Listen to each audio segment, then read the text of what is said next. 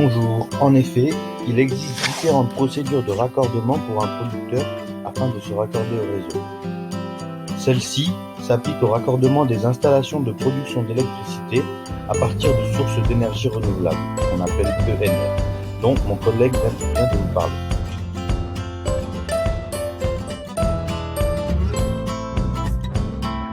Pour être éligible au raccordement, les installations électriques doivent être situées dans une région disposant d'un S3ENR.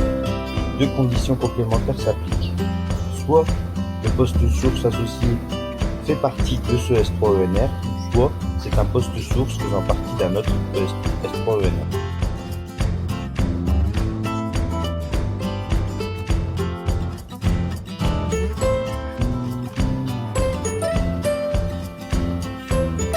L'article D321-21 du Code de l'énergie prévoit des capacités d'accueil dans les S3RENR sur les ouvrages des postes sources associés. Cette liste d'attente est issue de l'approbation du schéma du S3RENR par le préfet de région.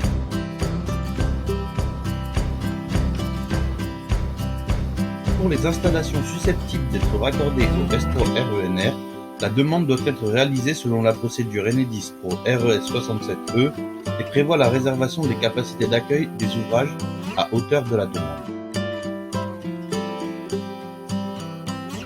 Lorsque le demandeur complète sa demande, il atteste qu'il n'y a aucun projet déjà raccordé ou en file d'attente pour une installation utilisant le même type d'énergie, ayant le même code INSEE que le site de production concerné et appartenant à la même société ou à une société qui est liée au sens de l'article L336-4 du Code de l'énergie.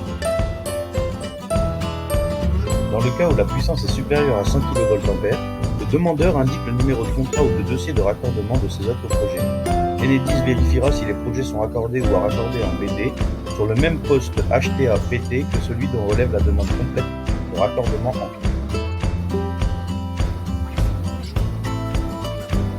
Lorsque la puissance de raccordement en injection dépasse 100 kVA, Enedis étudie le raccordement de ces projets dans leur ensemble et la quote-part sera intégrée dans l'offre de raccordement de chaque projet proportionnellement à la puissance de raccordement.